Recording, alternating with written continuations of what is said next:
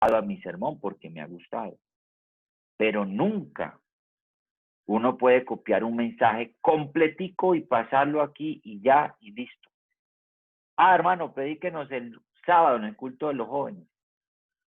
Y hay unos predicadores que ya, faltando 5 para las 5, empiezan a buscar el mensaje apenas. El culto es a las 7. Entonces lo más fácil que es. Lo más fácil es buscar en Google, ¿cierto? El doctor Google, hasta el predicador Google. Pero de eso no se trata. No, porque preparar un sermón es un ejercicio, recuerde eso, que debe estar lleno de oración y debe ser guiado por el Espíritu Santo. El primer sermón que yo prediqué, yo cogí una prédica igualita a la de un predicador y la escuché tantas veces que le cogí el acento, le cogí los chistes, le cogí todo. Y yo salí y lo prediqué así, tal cual. Pero yo terminé aburrido después de que prediqué ese sermón. Y claro, eso fue como Dios diciéndome, es que usted es usted y el predicador ese que usted escuchó, que es un hombre muy usado por Dios hasta el día de hoy, yo ya le di a él lo que él necesita. Yo quiero darle a usted lo que usted necesita, pero tienes que buscarme en oración.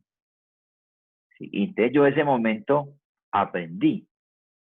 Una anciana se me acercó y me dijo, Danielito, yo tenía como 17 añitos, y me dijo, Danielito, usted va a ser un gran predicador.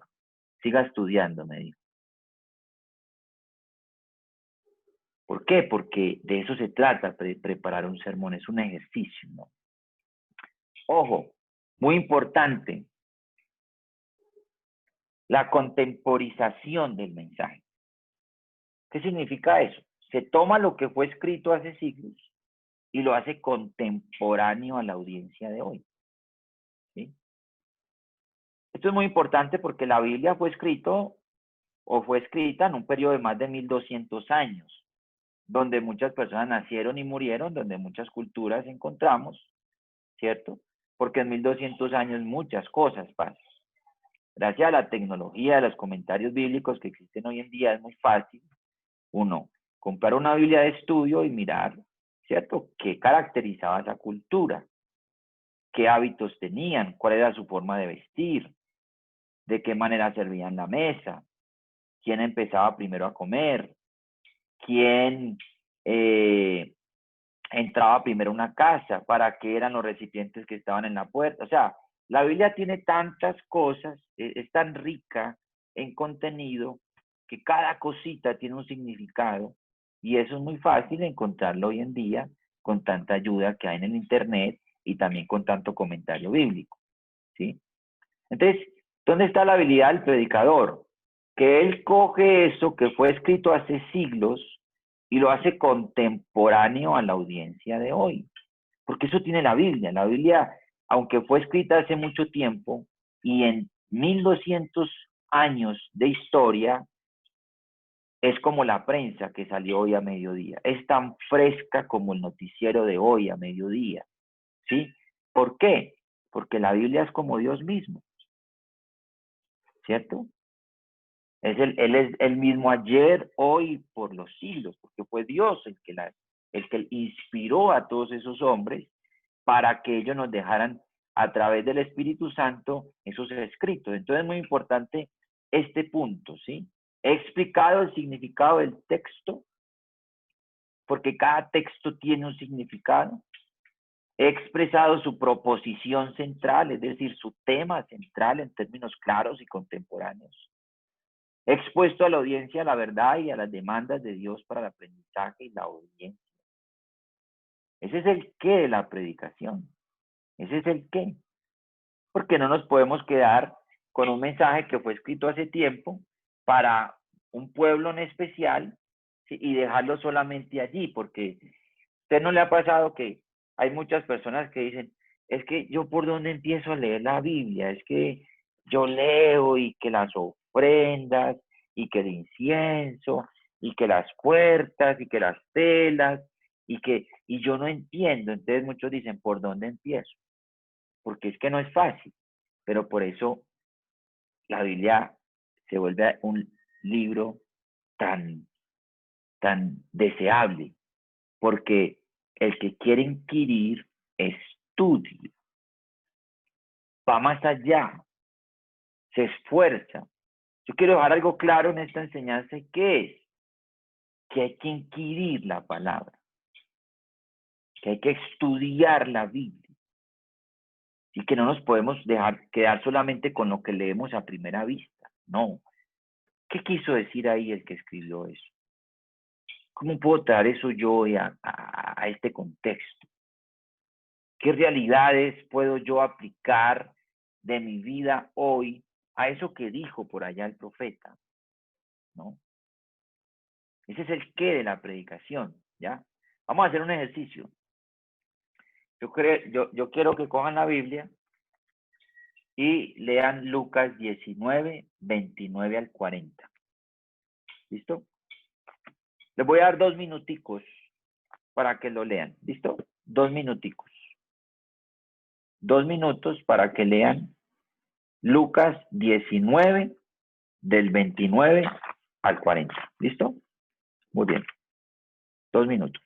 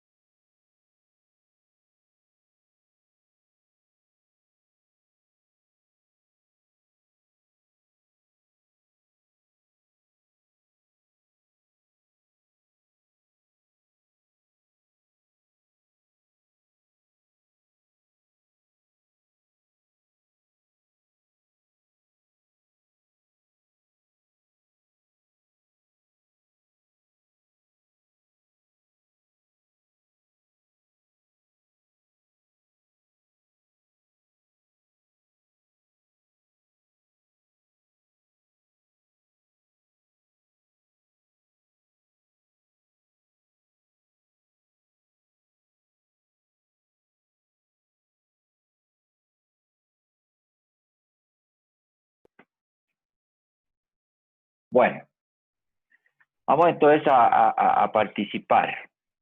Vamos a participar. Le voy a preguntar por aquí bueno, espero que lo hayan leído, ¿no? Porque de eso se trata. Vamos a llamar a alguien para que nos participe hoy. Bueno, por ejemplo, ¿quién es Cristian Campos? Cristian, Dios te bendiga. Amén, Cristian, hermano Daniel. Le bendiga. ¿de dónde Yo de soy dónde de la se iglesia conecta, de amigo? Robledo Aures.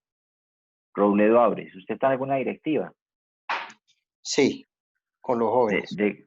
Usted trabaja con los jóvenes. Sí, señor. Muy bien. Bueno, o sea que usted ya ha predicado varias veces. Sí. Qué bueno, hermano. Bueno, vamos a analizar este texto entre usted y yo, y los demás van a escuchar. ¿Listo? Listo. Vamos a ver qué interpretación le damos a este versículo. Bueno, Cristian, ¿quién está hablando acá? Dice el verso 28, dicho esto, iba adelante subiendo a Jerusalén, y aconteció que llegando cerca de Betfagé y de Betania, al monte que se llama de los Olivos, envió de sus discípulos diciendo. ¿Quién dijo eso? O Ir sea, a la aldea de enfrente. O sea, ¿quién está diciendo ir a la aldea de enfrente y entrar en ella, y al entrar en ella le haréis un pollino? ¿Quién está lo está diciendo eso? diciendo Jesús. Muy El bien, escritor lo está está diciendo relatando Jesús. lo que Jesús dijo, sí. Muy bien, listo. ¿Qué personajes encontramos ahí? Vamos a ver qué personajes claves encontramos. Para usted, ¿cuáles son los personajes claves en eso que acabamos de leer?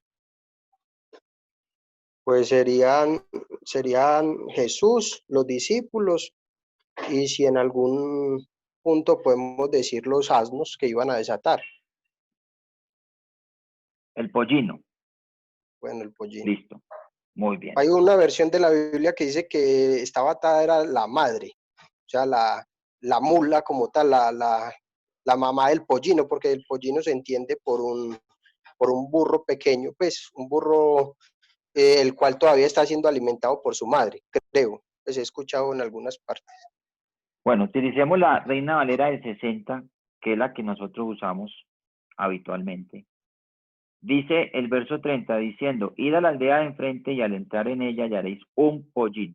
¿Sí? Entonces, mire que aquí hablemos del burro.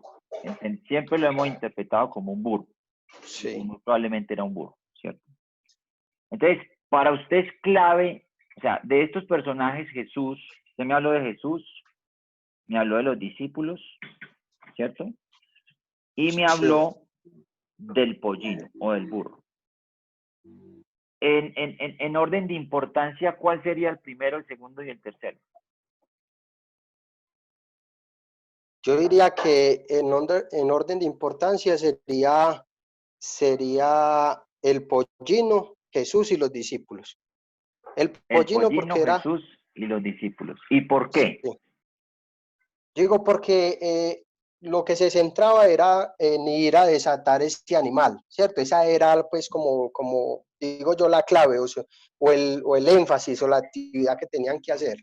Jesús porque era quien estaba dando la orden o quien les estaba dando pues el aval de ir a hacer eso y ellos porque eran quien iban a obedecer. Excelente, muy bien. Me gusta esa interpretación, me parece muy bien. Bueno, ya definimos en todos los personajes y usted ya definió quién es el primero, el segundo y el tercero. Listo. Ahora miremos muy bien el escenario, la geografía. ¿Usted en algún momento se ha detenido a mirar qué tan cerca quedaba o queda el monte de los Olivos de Jerusalén?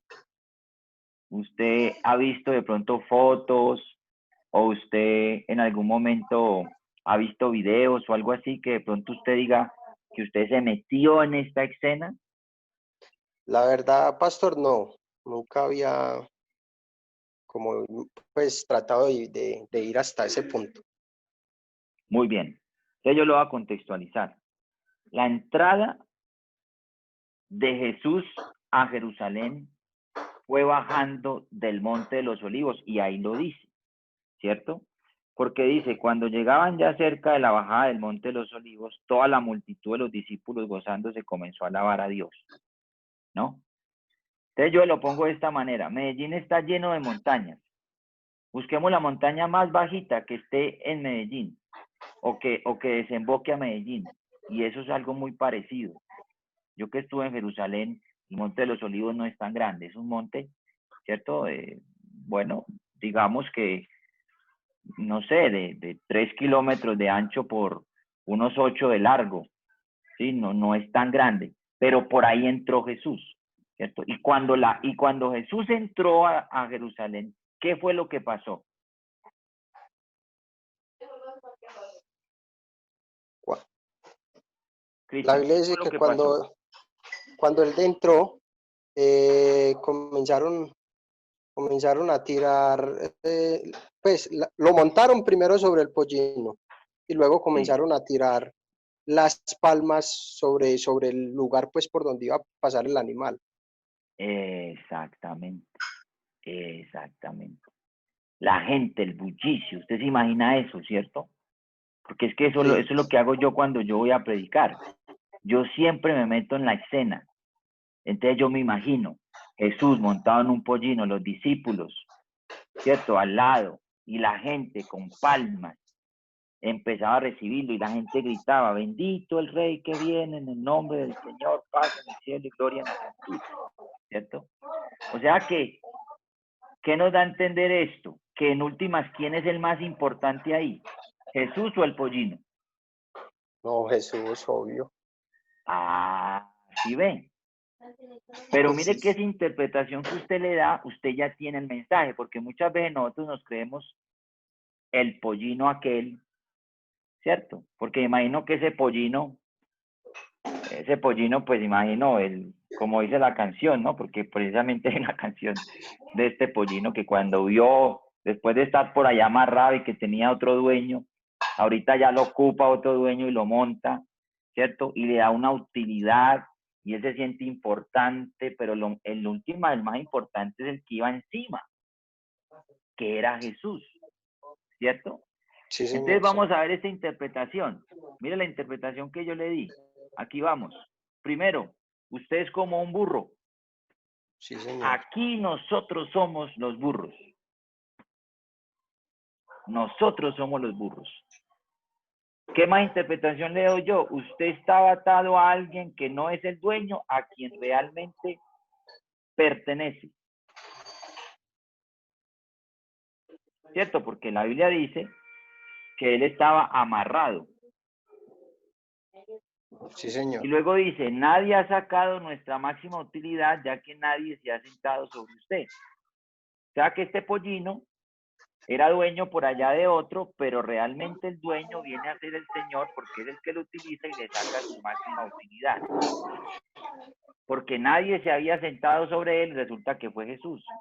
O sea que mire que Jesús ahí está dando a entender que cuando Él nos llama, primero Él nos desata, nos saca del mundo y nos da utilidad, nos da importancia. Pero siempre recuerde que Jesús va encima de usted y que toda la gloria le pertenece a Él. Amén.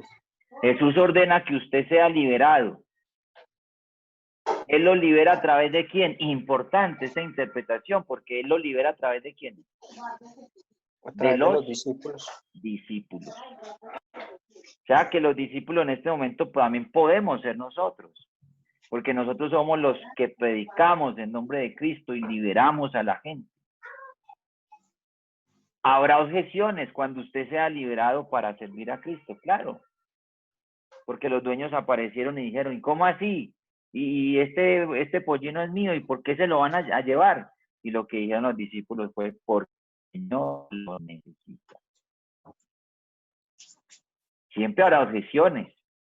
El enemigo siempre querrá tenernos en el mundo, atados a tantas cosas, pero el Señor nos necesita, ¿no? En otras palabras, termino este corto bosquejo diciendo, ¿es usted el burro de Cristo? ¿Está Él cabalgando sobre usted? ¿Está usted trayéndole alabanza a Cristo? Entonces, si ven que de aquí, de este pasaje, encontramos ya un sermón muy bueno y estoy seguro que los predicadores que me están escuchando ya tienen más de un sermón o de una frase clave de esto. Porque de eso se trata la palabra. La palabra siempre nos trae algo oportuno. Nos alimenta, Es más, estoy seguro que alguien que escuchó eso se sintió reconfortado. La palabra le llegó. Surgió un efecto. Y eso es lo que hace el Espíritu de Dios.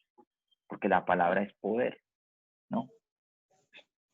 Entonces, el cómo de la predicación. Para que nuestra comunicación sea efectiva, debemos entender la concepción del mundo, el proceso de razonamiento y la cultura de la audiencia. Claro, claro, sí. Mi papá un día me dijo una frase que nunca se me olvida. Y ya voy terminando. Lastimosamente no nos podemos alargar porque yo no quiero abusar del tiempo de ustedes, pero esto queda como comenzado. Yo no sé si los jóvenes de pronto querrán que de pronto esto siga porque ya son las 8. El hermano Jason me dirá, ¿qué tiempo tenemos? Amén, hermano. No, yo creo que podemos continuar. Vamos hasta las 8:20 y terminamos. ¿Listo? Está bien, está bien. Bueno, son las 8:03. Muy bien. Entonces, mi papá un día me dijo algo que a mí nunca se me olvida. Y es que él vea, a ver si yo me acuerdo. Él me dijo que todo predicador tiene 3 fases importantes. ¿Sí? Primero, uno predica lo que no sabe. ¿Cómo así lo que no sabe? Sí. Porque muchas veces, y yo lo digo mirándome a mí, yo me pongo a mirar esos sermones que yo predicaba cuando era líder de jóvenes allá hace más de 12, 13 años, y yo digo, ¿y yo cómo prediqué esto? Porque habían cosas que ni yo sabía aplicar, pero eso es lo bonito, uno está aprendiendo. Porque uno predica cosas que no sabe.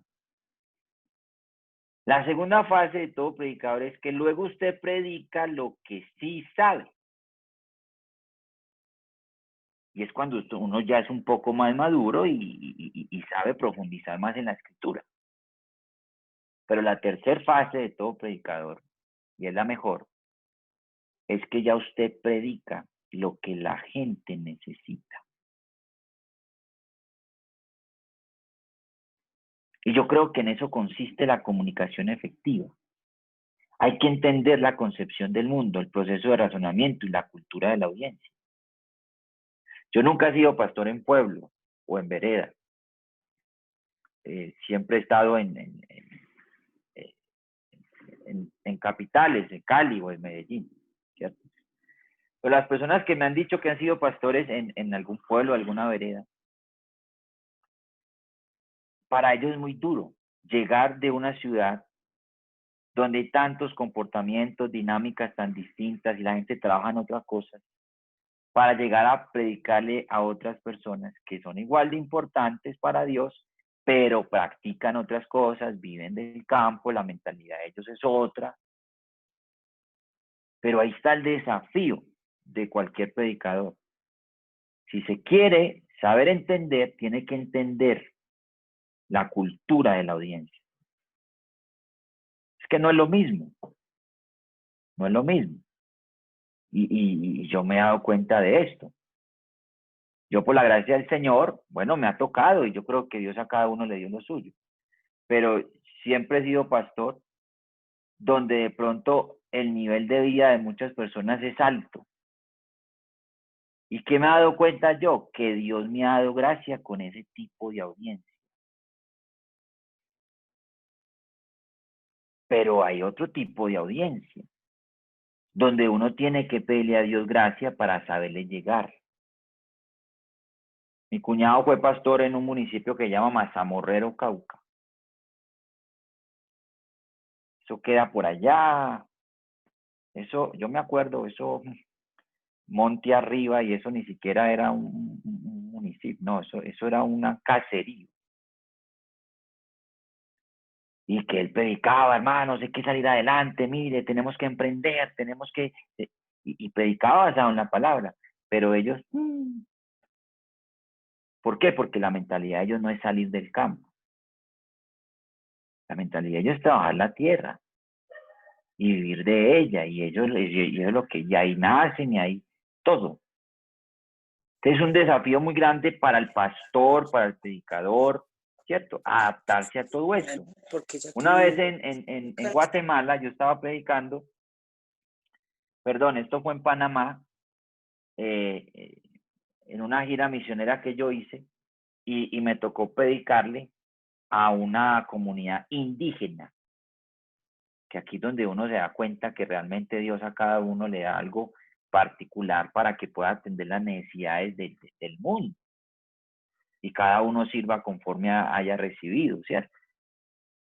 Pero ahí es donde yo me di cuenta, yo para ser pastor de una comunidad indígena, yo no sería capaz. Ah, pero es que un pastor tiene que irse para donde... No, espera un momentico. Cada población, cada cultura, ¿cierto? Tiene diferentes concepciones y hay pastores que se pueden adaptar más fácil a esa cultura porque muy probablemente nacieron ahí. Y yo creo que el mejor pastor para una comunidad indígena es un indígena que se arrepienta, se convierta y Dios lo llame al ministerio, que eso es lo que ha hecho la iglesia, porque de esa manera es más efectivo el mensaje. A no ser de que tenga la vocación de ser misionero, ¿no? Porque Dios a cada uno, la Biblia dice que Dios constituyó a unos ser apóstoles, a otros profetas, a otros maestros, a otros profetas, perdón, a otros pastores y a otros misioneros. Entonces cada pastor tiene su llamamiento de parte de Dios. Y yo le prediqué a esa comunidad indígena, ahí está el hermano del Barranco, que hoy en día es el tesorero nacional de la iglesia. Y cuando eso era el misionero allá. Vean, muchachos, yo prediqué lo que yo sabía predicar en ese momento. Porque yo antes era un predicador más gritón, más así, hablaba del poder del Espíritu Santo y la unción. Entonces yo me acuerdo, entonces yo, mejor dicho, por ahí en César me molesta porque él dice, pastor, usted zapatea muy bueno, porque a mí me gusta zapatear cuando estoy predicando. Y ese día yo sí que zapateé. Pero ¿sabe qué hacían los indígenas? No se inmutaban para nada. Pero entendían el español. Pero estoy seguro que ellos, yo era un extraño, pero les prediqué la palabra, ¿cierto? Entonces yo me bajé muy aburrido. Entonces Manuel se dio cuenta que yo estaba aburrido. Entonces él me dice, oye, ¿y qué te pasa? Entonces yo le dije, hermano, pues es que mire, nadie dijo amén ni nada, todos cargando los bebés con esas sábanas, entonces que yo predicaba. Entonces él me dijo algo que a mí nunca se me olvida, porque él me dijo, ah, ¿y acaso tú predicas para los aplausos? Predica porque tienes un mensaje, eso es lo que tienes que hacer, predica porque tienes un mensaje. Yo prediqué la palabra, no hubo reacción de nadie, pero ahí quedó, la palabra ahí quedó, ¿cierto?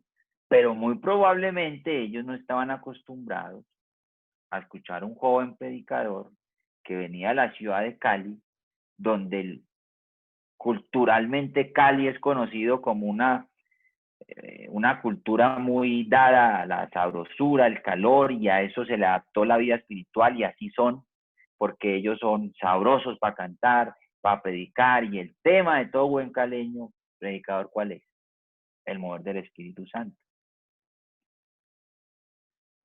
Entonces, uno tiene que adaptar, y con el tiempo uno va aprendiendo eso, que cada uno se comunica de manera distinta, y ahí hay un desafío muy importante, ¿sí? El porqué de la predicación: informar a la mente. Es decir, nuestros oyentes deben conocer y entender algo, ante todo, la verdad de Dios. Porque si usted predicó todo el tiempo y nunca habló de Dios y de la palabra, hermano, perdió el tiempo. Perdió el tiempo. Si en sus mensajes no aparece Dios, no hay Biblia,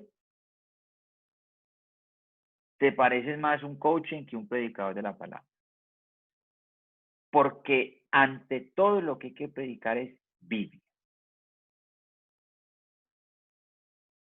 En estos días se me acercó alguien y me dijo, pastor, a mi mamá le gusta mucho como usted predica, pero le manda a decir que utilice más la Biblia. Y yo, ¿qué? Pero sí, hasta donde yo sé, yo uso mucho la Biblia para predicar, pues, todo el tiempo, y ustedes me han escuchado, pero para ella de pronto no, y ella tiene razón en su comentario y es respetable. De pronto escuchó un mensaje donde no cité mucha Biblia, pero es que, muchachos, eso es importante. Hay que predicar en la Biblia, la palabra de Dios. Segundo, instruir el corazón. Se debe dejar en la audiencia con entusiasmo en cuanto a obedecer a Dios. Tercero, influir en la conducta. Como resultado de nuestra predicación, nuestra audiencia hará algo. ¿Qué va a hacer? Ellos obedecerán. Yo sembré, Apolo regó, pero el crecimiento lo da Dios. La obra la hace Dios, ¿cierto? ¿Cuáles son las fases que siguen el progreso de la experiencia de la predicación?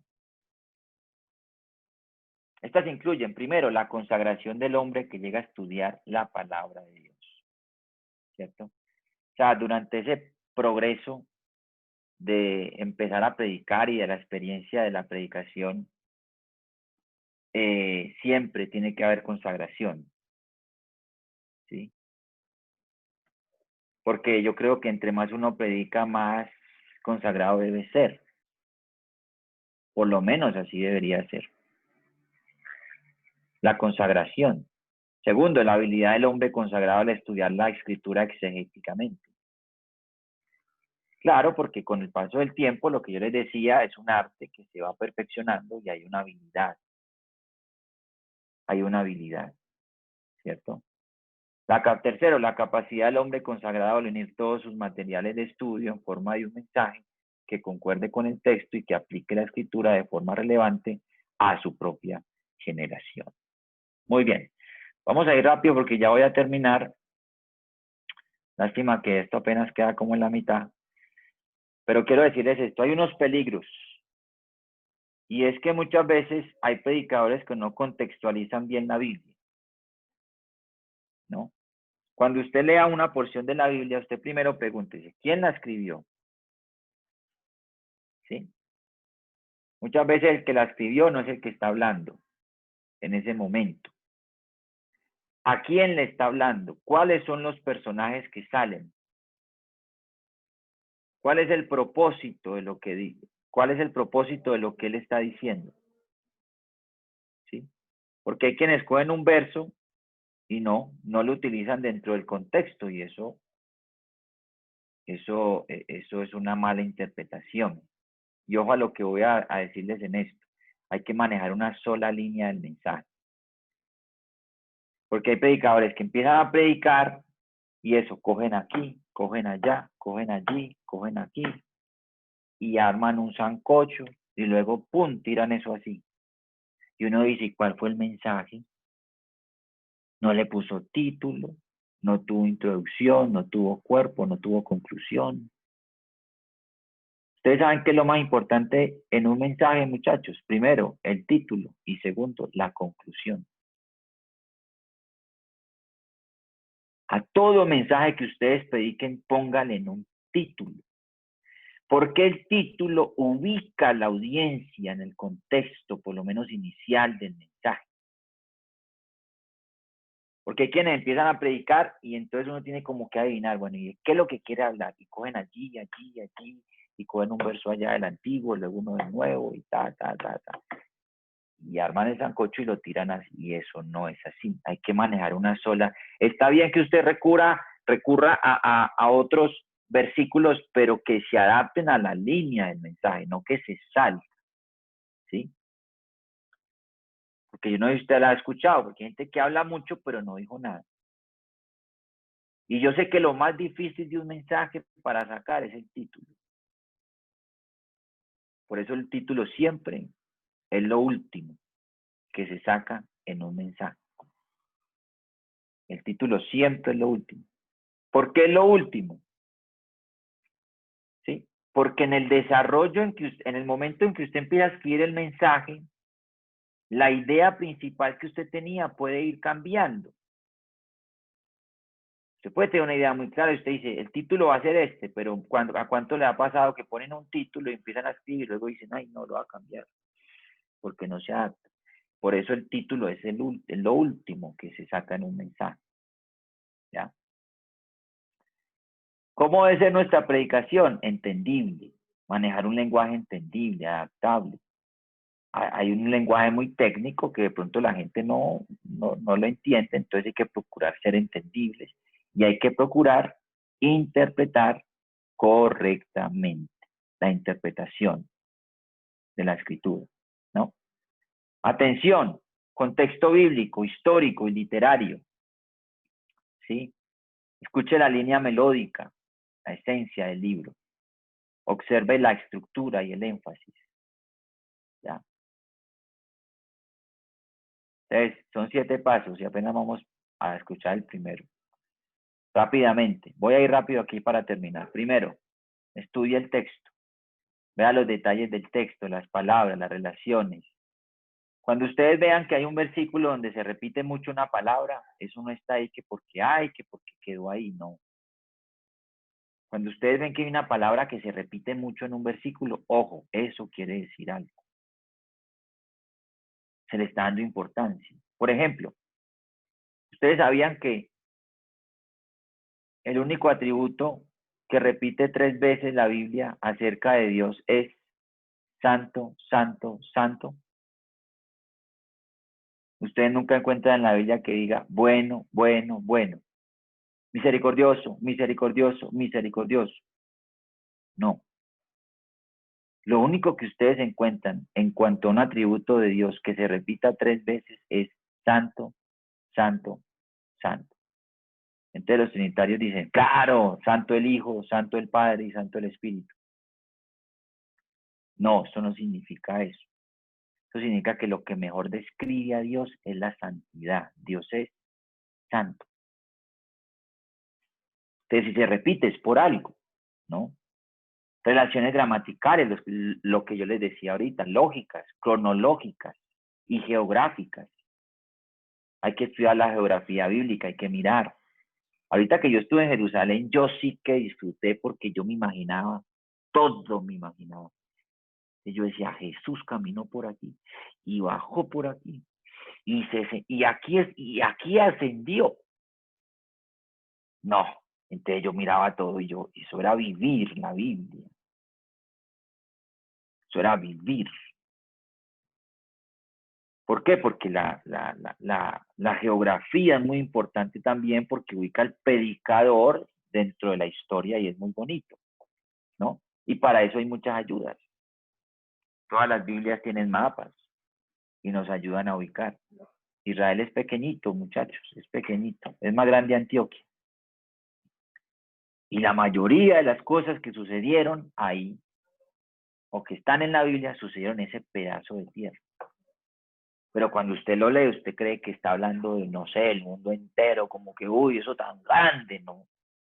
Eso es pequeño. Pero ahí sucedió todo. Ese mar de Galilea, eso sí que tiene historia, ¿no? Y estar ahí fue una bendición grandísima. Y entonces todo eso le ayuda a uno a ubicarse muy bien, muy bien. Paso número 2. Estructure el texto, estructure las sesiones del texto, las claves gramaticales, las claves de contenido. Lo que yo les decía ahorita, ustedes pueden dividir un versículo en frases naturales y de esa manera le pueden dar una interpretación mejor. Mirar las comas, mirar las conexiones, ¿no? Todo eso es muy importante. ¿Ya? Por ejemplo, mire,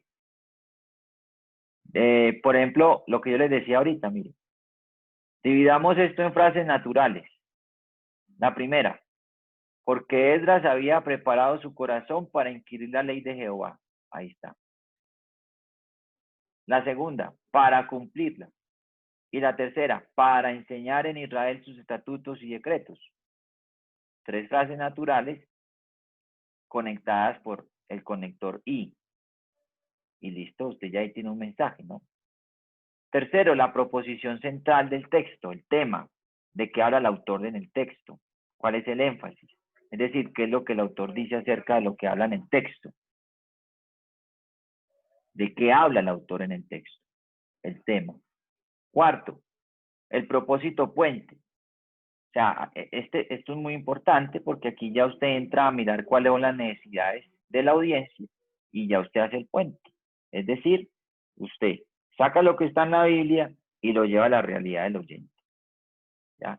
Y de esa manera entonces usted predica el mensaje. Quinto, tema, ¿de qué hablo? Énfasis, ¿qué es lo que digo acerca de lo que hago? Y tercero, contemporización. Eso es lo que se conoce como la proposición central del sermón. Sexto, que es lo que más conocemos de un sermón. Todo sermón tiene 3 partes, que es la introducción, el cuerpo y la conclusión.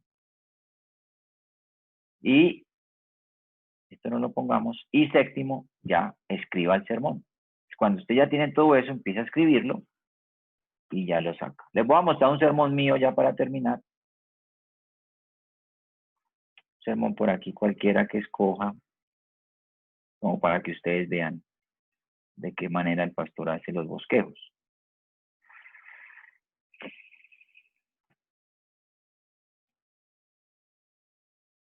Muchachos, ¿alguna pregunta? Coméntenme. Jason, ¿usted qué opina de todo lo que ha escuchado mientras busco aquí algo? Amén, amén, hermano. Bueno, no. Yo encantadísimo con toda la enseñanza, hermano. Me queda clarísimo. No sé si alguien de pronto tenga una preguntita, pero está muy bueno todo. Sí, dígame. ¿Qué pregunta tienen, muchachos?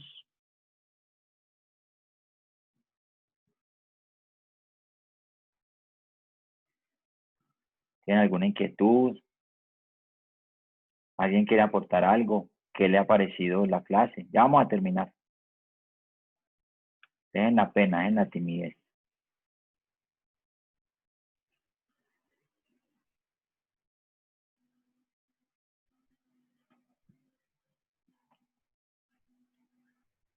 Nadie dice nada, a ver. Nos pregunta por acá Gisette Astrilla, ¿qué tipos de sermón existen? ¿Qué tipos de sermón existen? Pues hermana, como yo le decía, yo soy un predicador empírico y yo no sabría decirle exactamente qué tipos de sermón existen. Yo solo sé que todo sermón tiene tres partes fundamentales, que es la introducción, el cuerpo y la conclusión, ¿cierto? De pronto lo único que diferencia un mensaje del otro es que un mensaje puede ser más expositivo, ¿sí? De pronto otro mensaje puede ser más dado a la práctica de la razón. Les voy a mostrar este mensaje yo lo titulé, esto está que se me descarga, muchachos, esperen, qué pena, yo conecto esto aquí. Este mensaje yo lo titulé, ¿qué pasa cuando un cristiano peca? ¿No? Buena pregunta, ¿no? Mire que ese tipo de mensajes con preguntas son muy buenos, porque cuando usted titula un mensaje con una pregunta, usted ya capta la atención de la audiencia, porque la audiencia quiere saber inmediatamente qué es lo que va a decir el pastor y cómo él va a responder esa pregunta. Entonces, mire, por ejemplo, este mensaje aquí. Yo lo titulé, ¿qué pasa cuando un cristiano peca? Sí, texto base.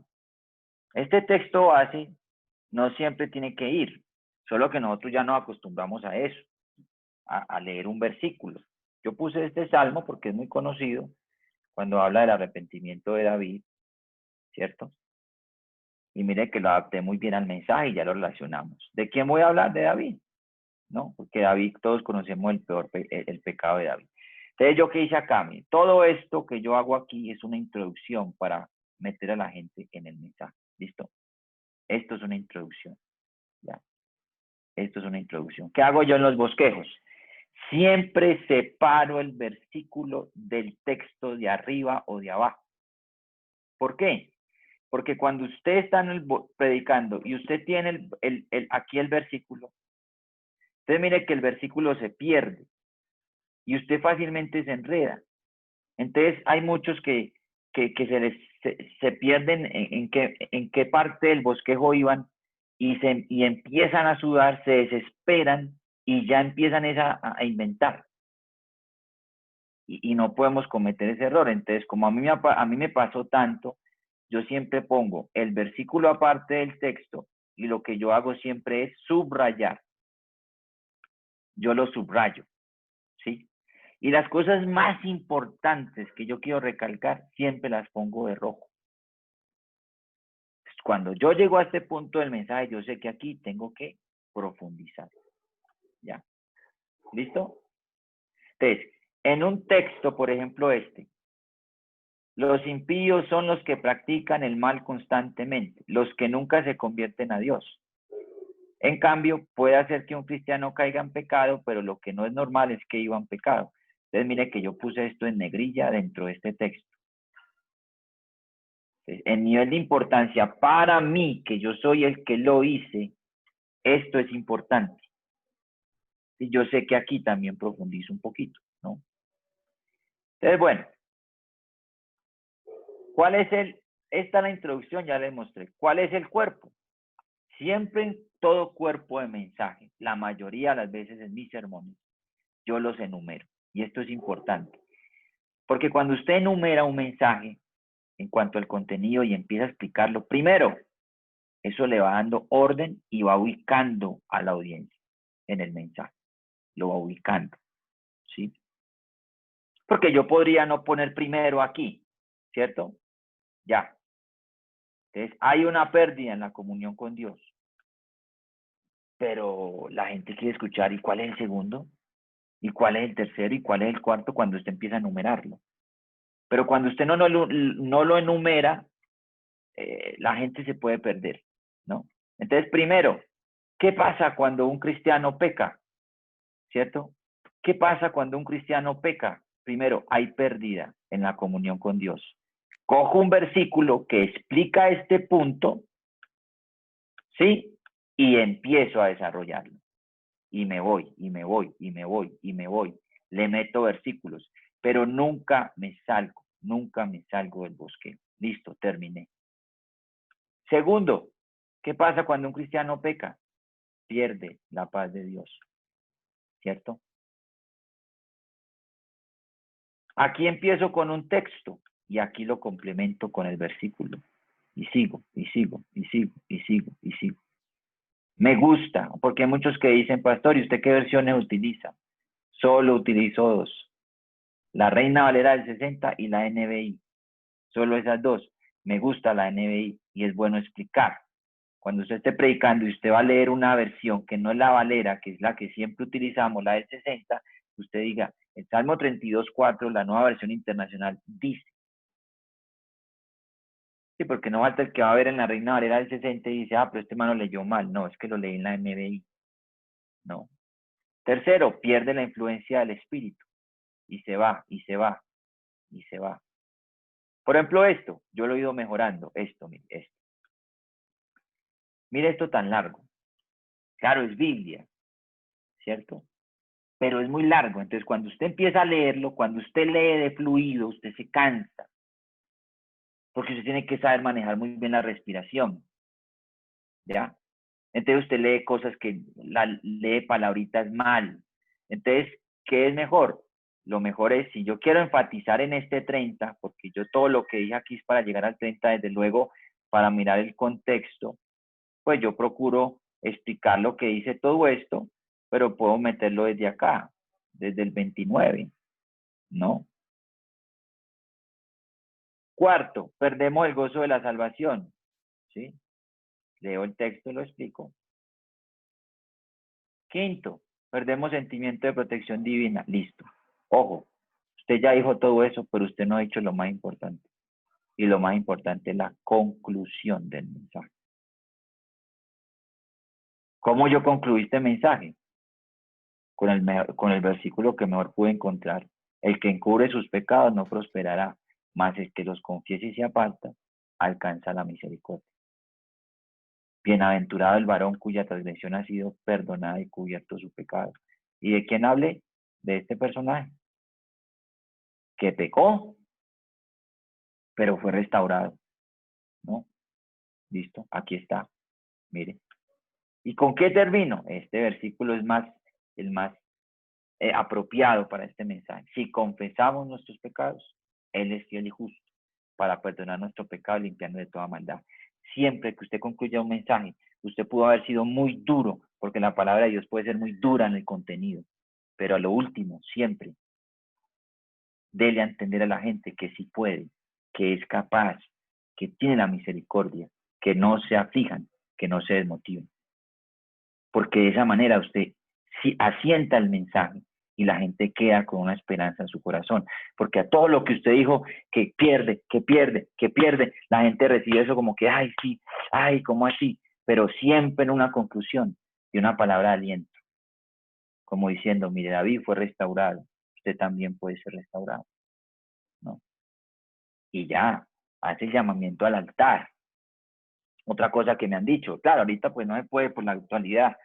Yo siempre hago llamamiento al altar. A mí no me gusta cuando un predicador se para allá, predica, Dios les bendiga, hermano, y ahí se baja. Y eso como que, ay. Y les voy a decir por qué. Porque el momento de ministración en el altar es cuando Dios, ¡pum!, pone su sello y ya el mensaje cumplió su propósito. Yo siempre en el templo invitaba a la gente al altar. Vengan, hermanos, y orábamos, y la adoración y todo eso, y poner las manos, la gente llora, ¿sí? Todo eso es parte del proceso de la restauración. Que en últimas, lo más bonito de todo mensaje después de que usted predica es eso. El momento de administración después del mensaje. ¿Listo? Bueno, muchachos, muchas gracias por su tiempo. Que el Señor les bendiga. Amén. Mano, Daniel, muchas gracias por esa enseñanza tan bonita. Yo creo que a todos nos quedó muy claro ¿cómo se debe preparar un predicador? No, y aquí saqué muchos apuntes y maravilloso. No sé si a alguno le quedó alguna duda, alguna cosa, ahí nos escriben, luego le preguntamos al pastor, bueno, algo hacemos. Pero qué bendición, hermano. Muchas gracias por acompañarnos, hermano Daniel. Y a todos ustedes, a los que nos acompañan también de Tunja, por ahí veo a mi suegra desde Manizales también. Bueno, de todos los lugares donde estén conectados. Qué bendición tenerles. Vamos a orar, muchachos. Les agradezco por conectarse. El Señor les bendiga mucho. Y pues vamos a despedir Oremos, Jason, por los muchachos que quieren predicar, que quieren servirle a Dios, que quieren aprender.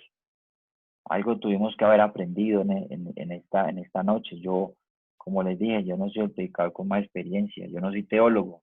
De entrada les digo eso, yo no soy teólogo. Nosotros tenemos muchos pastores que son teólogos. Lo mío es algo muy empírico. Yo soy profesional, yo estudié mi carrera, hice una especialización también. Hice el curso del Instituto Bíblico, pero yo no soy teólogo profesional. Y creo que no necesito ser teólogo para ser predicador, ¿no? Desde luego. Es importante prepararse. Lo que les dije es el resumen digamos, de una experiencia que yo he tenido a lo largo de estos 14 años que llevo predicando. Y ante todo, lo más importante, como yo les dije ahorita, siempre será nuestra comunión con Dios y la unción, porque eso es lo que siempre en todo mensaje siempre hace que la gente pueda reflexionar. La unción del Espíritu Santo, porque es Dios a través de su Espíritu el que hace la obra. Entonces oremos por todos los que estuvieron en esta clase, para que el Señor los siga guardando, bendiciendo, y para que sigamos siendo usados por Dios. No es fácil, muchachos, no es fácil.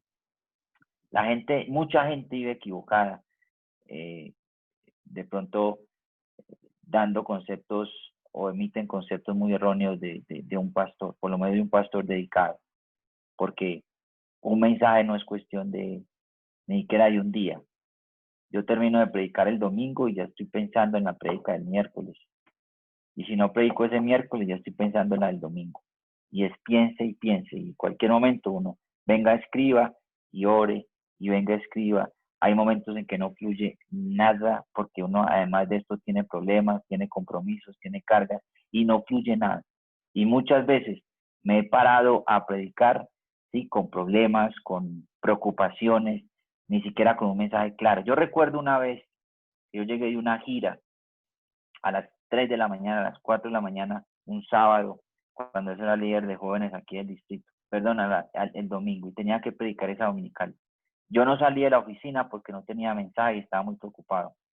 La hermana Esther Marín, yo no sé si por aquí está la hermana Esther, que tanto la aprecio, ella entró a la oficina en ese momento. Yo no sé si se acuerda, hermana Esther. Entonces, ella me vio muy cansado porque no había dormido nada, no tenía mensaje. Desde el viernes estaba viajando por aquí, por los municipios, y no tenía un mensaje claro. Entonces ella me dijo, pastor, hoy Dios lo va a usar como nunca. Entonces yo pensaba dentro de mí, yo dije, uff, ¿cómo era eso? Yo no tengo mensaje. Pero yo le dije, amén, hermana Esther, amén, amén. Y efectivamente, ese domingo fue una bendición tan grande. Porque yo recuerdo que la hermana Esther me dijo, pastor, porque yo le dije, hermana Esther, no tengo mensaje. Al último le dije eso. Entonces ella me dijo, pastor, Dios sabe que usted no tiene mensaje, no porque no quiso, sino porque usted estaba ocupado. Y él hoy le va a demostrar que lo va a usar como si tuviera el mejor bosquejo y mejor lo hubiera preparado. Y ese día el Espíritu Santo se derramó. Y la hermana Esther se me acercó y me dijo, ¿se da cuenta, pastor? Porque en eso consiste en últimas. Usted puede preparar un bosquejo y, mejor dicho, pero si usted no tiene la aprobación de Dios, la unción, la gracia, muchachos, eso no. Lo más importante siempre será el respaldo y la unción del Espíritu Santo. Eso siempre será lo más importante. Entonces oremos para que el Señor nos bendiga y nos dé palabra y nos siga usando grandemente. Oremos. Soberano Jesús, en este momento, Señor, yo te presento a todos mis hermanos que se conectaron, Señor, hoy, porque desean aprender más de tu palabra, desean aprender más de ti, Señor. Sigas tú hoy usando, Señor, a todos estos jóvenes, estos hermanos, Usa nuestras vidas, Señor, para honra y gloria tuya, Señor. Nosotros somos simplemente esos burros que solamente se dejan llevar y son guiados por ti, Señor, porque en últimas tú eres el que se lleva todo el reconocimiento y toda la gloria, Señor. Oh Jesús, danos gracia, danos unción, danos sabiduría para seguir predicando tu palabra con poder y autoridad. En el nombre de Jesús, amén y amén. Bueno, muchachos, Dios les bendiga. Gracias a todos. Fuerte abrazo. Amén. Muchas gracias, hermano Daniel. Dios les bendiga a todos. Estén muy bien. Nos vemos nuevamente el jueves en otro evento especial de Zona Libre para que nos acompañen también todos los que están conectados. Ojalá se puedan conectar. Ahí les estaremos enviando el link. Dios les bendiga a todos. Que tengan una feliz noche y una feliz cena. Amén. Dios los bendiga.